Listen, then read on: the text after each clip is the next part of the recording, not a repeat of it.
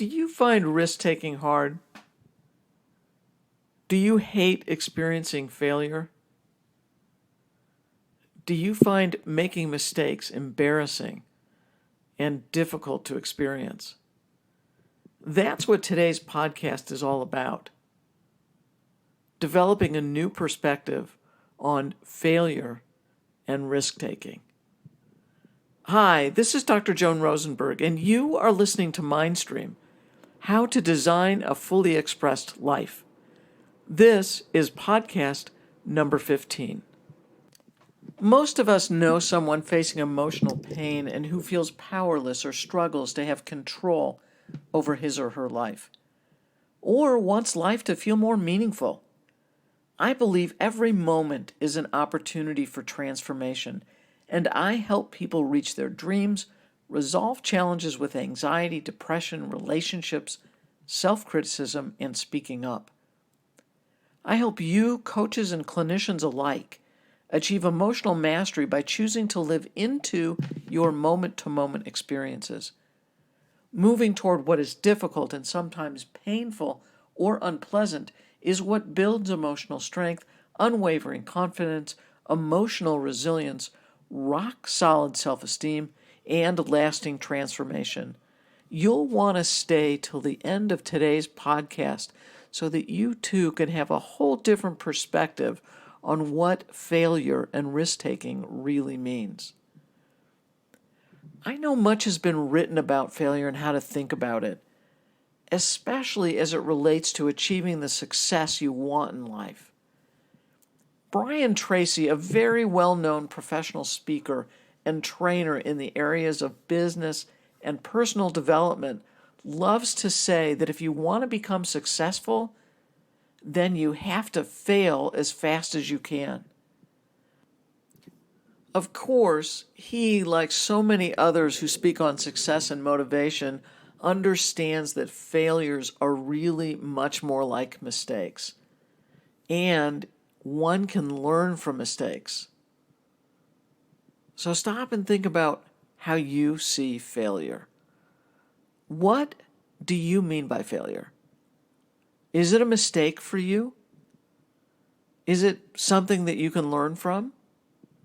Or do you start to see yourself as a failure? At its simplest, failure is commonly understood as not achieving what you set out to achieve. However, so many people stop pursuing their goals if their first attempt to achieve that goal didn't work. What do you do? Do you stop after a first attempt?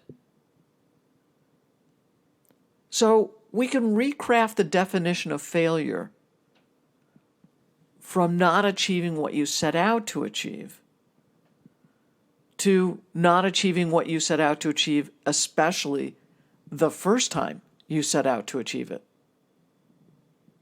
So that's two different ways to look at failure.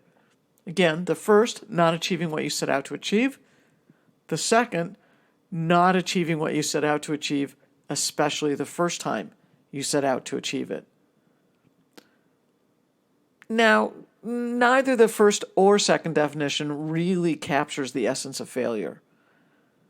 Concerns or maybe even fears about failure are so much less about the actions you need to take towards the goal and are really so much more about the undesired feeling outcome or the undesired feeling results of taking that action.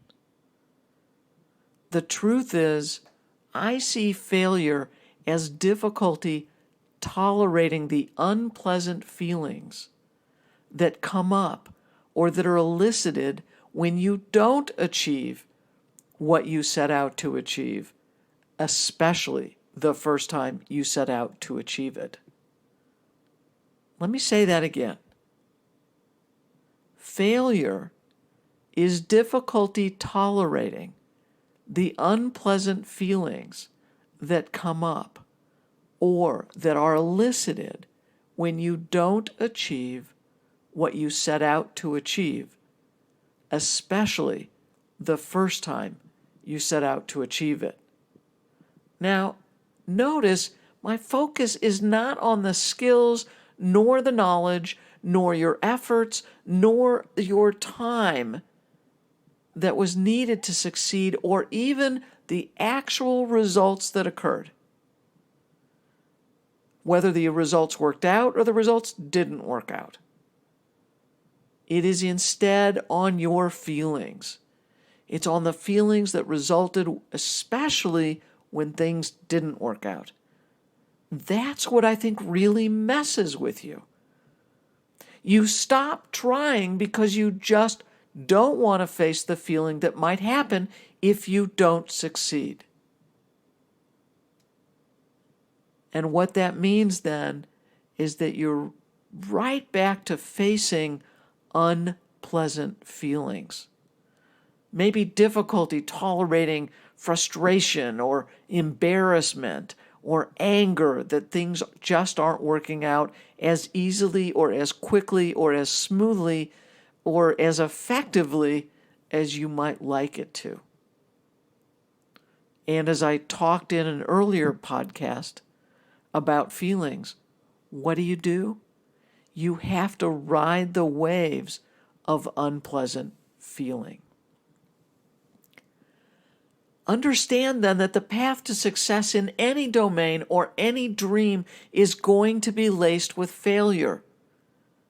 Think opportunities for learning. So if you're experiencing disappointments and frustrations, those are the signs that you are moving forward and growing. And as long as you keep on your path, then you can use these failures or these opportunities for learning as markers for growth.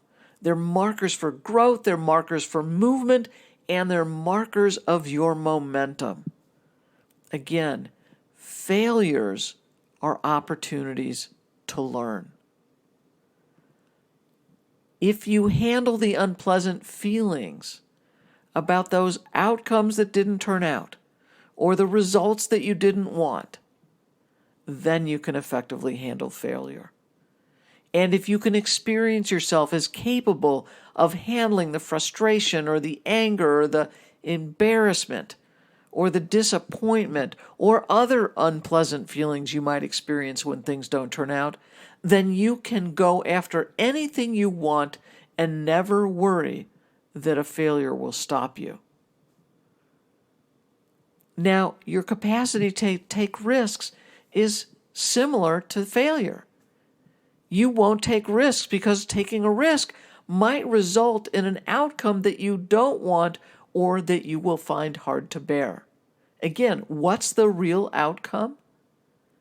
If the risk you took didn't pan out, then it requires that you face and handle those same unpleasant feelings again. If you think about it, risk-taking and persistence imply being able to face those unpleasant feelings. So clearly, your capacity to handle unpleasant feelings is key. It's central to your ability to pursue your goals, to initiate, to take risks, and to persist till you reach your desired goal or you reach your dream. So stick with it and understand failure are simply opportunities for learning. They're mistakes. They're just something that didn't work out. Simply an opportunity to learn, and the key is that you are open and willing to face and to handle the unpleasant feeling outcomes if what you're pursuing doesn't work out with ease. So stay with it. The key is to never stop. Thanks for joining me on Mindstream. And if you like what you hear, please subscribe and leave a great review, and download and listen to the earlier podcast as well. And feel free to check out my book, Ease Your Anxiety. It's found on Amazon. And remember, simple ideas can lead to profound change and growth. Choose one. Design the life you'd love to live. Until next time, feel, tell, and live the truth of who you are.